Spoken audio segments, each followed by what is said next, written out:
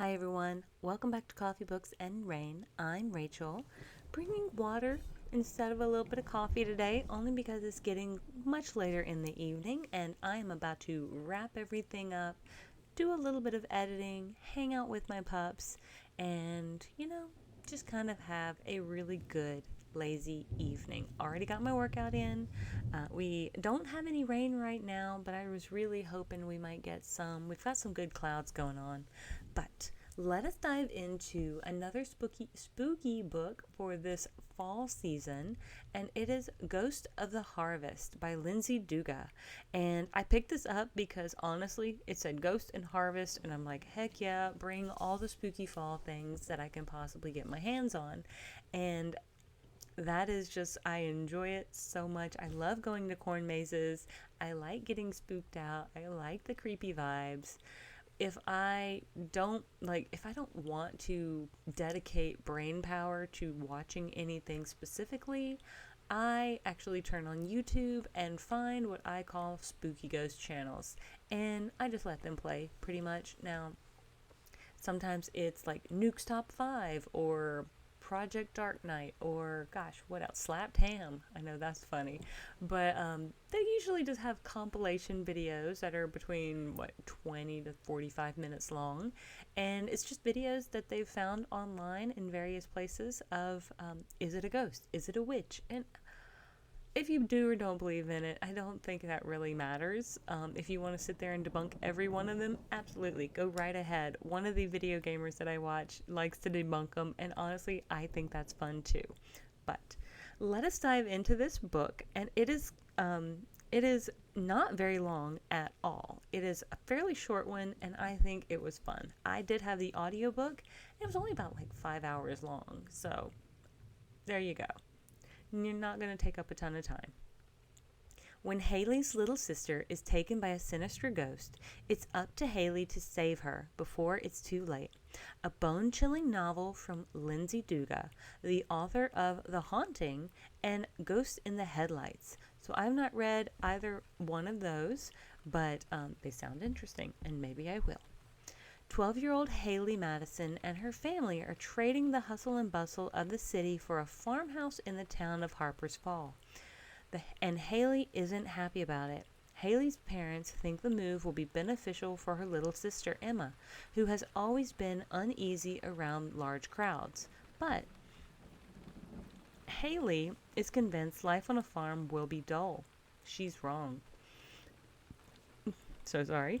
Over the years, there has been a string of disappearances in Harper's Fall, and it seems as though they may be linked to an old cornfield on the farm's property. Local legend has it the ghost of an old farmer wanders the farm on his horse pulling a hayrack, luring children on a hayride, and once he takes them into the cornfield, they're gone forever. It's all ridiculous, right? That's when the farmer gets to Emma on one eerie fall night, and all Haley can do is watch in horror as the ghost takes Emma into the corn. Now, Emma must rescue her. Haley must. So, yeah, there we go. Emma gets taken by the ghost, but this specifically says now Emma must rescue her little sister, but they'd have a typo there. Now, Haley must rescue her little sister, and she's ready to make a deal with the devil in order to do it. So they have a little bit of a typo there. Man, me reading these things, I find so many. Maybe I should go and be a Goodreads summary editor. I wonder if there's a job for that. Because I just read it out loud and then I find a couple things where, we're missing a couple words. But it is only about 250 pages in paperback and is expected publication September 2nd, 2025. It is considered middle grade, so please understand that the spookiness is pretty low key. I would say the spookiness could be on par with watching Goosebumps or Are You Afraid of the Dark? Because, of course, when you were younger, those things were super spooky. At least for me, they were. If they weren't ever for you, you were braver than I was. There's still one about this girl in a mirror. It was definitely an Are You Afraid of the Dark episode. She was like on the back of a mirror, on the back of a door, and she was like trapped. And anyway, that one creeped me out so bad. And then there was also one about a little fox. Anyway, back to this particular book. And it is considered horror, but I don't know if I really call it. I mean, it's middle grade horror. Again, it is that sort of horror. It is not going to be like watching Insidious or, gosh, what's that most recent one with the clown? Anyway, Terrifier? I think it's Terrifier. Something of that nature. But it's not going to be that level of scary. There's no gory bits. And there's a little bit of creeptastic, because there's like this one moment where like this, like almost this shriveled up husk of a kid is trying to reach out and grab somebody, and he looks like what I would assume a little raisin person may look like.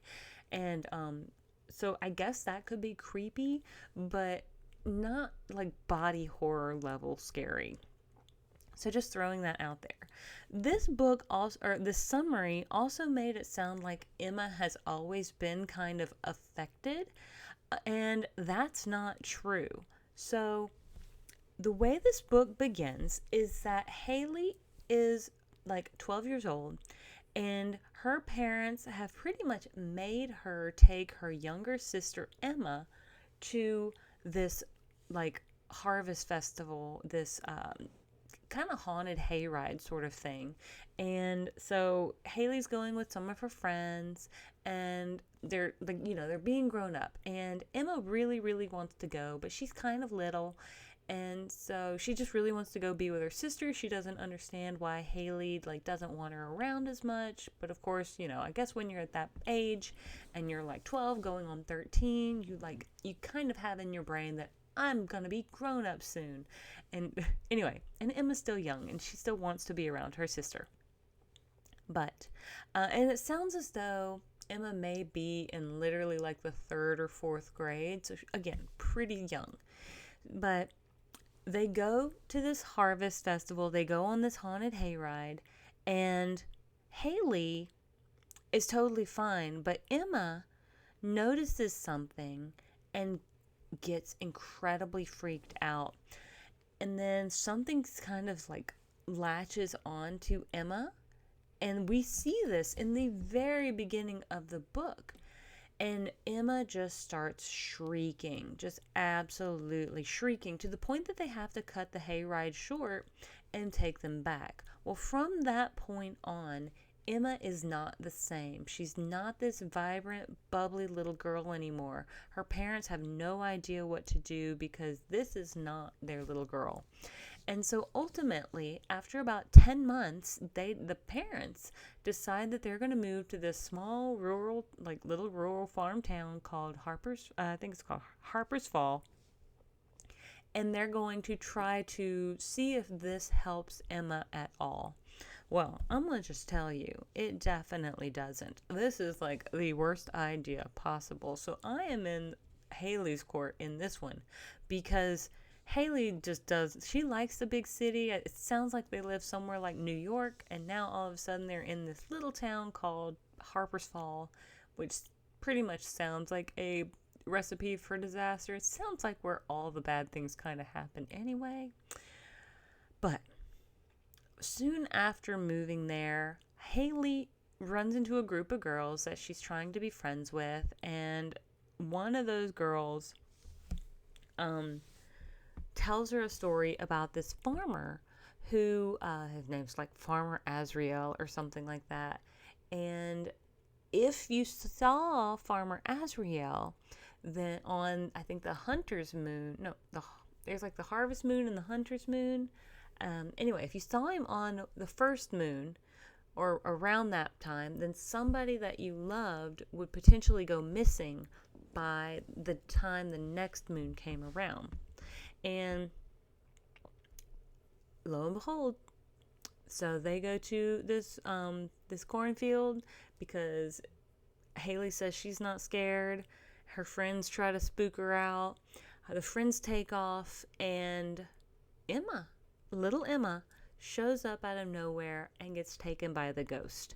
And Haley, she's got flat tires. She can't run to her sister fast enough. And she just cannot save her to get her off this wagon before she disappears.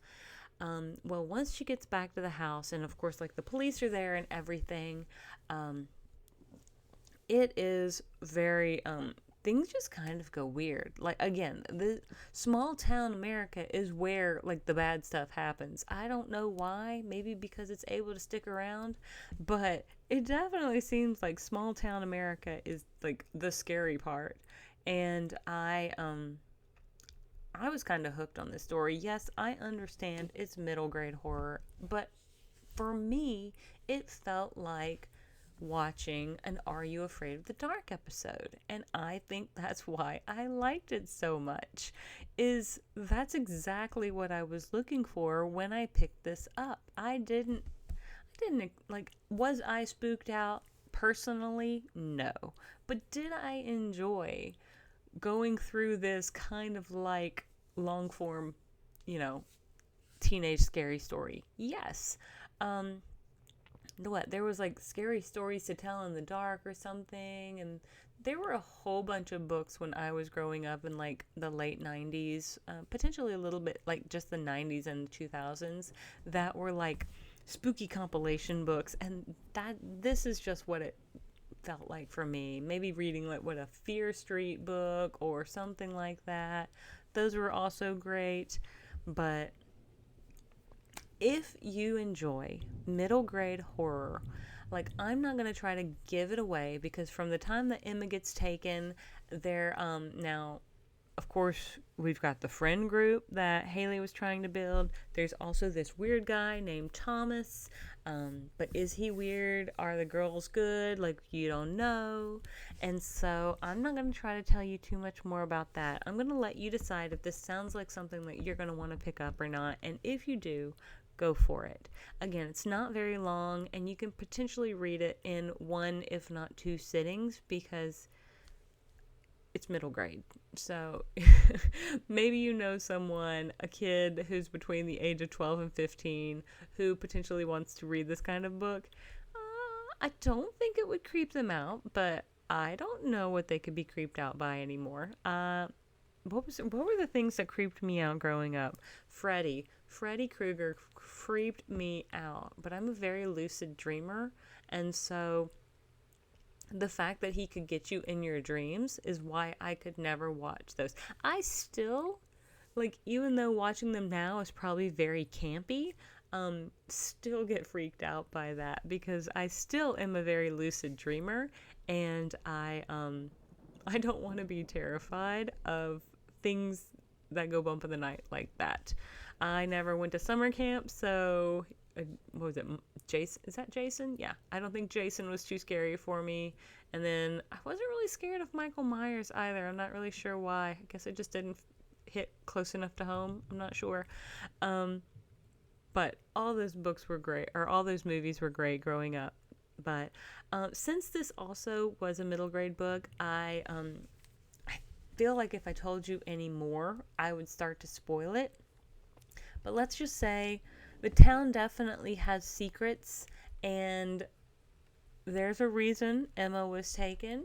And if you are curious, then you should pick it up and find out what those reasons are, because surprisingly, it went a little bit deeper than I thought it was going to. And I was like, oh, okay, well, all right then. Look, there you go. So I was pretty impressed. But I definitely finished this in, like, because it was a 5-hour long audio narration and I listened to it sped up, I finished it pretty much in a day. So there you go.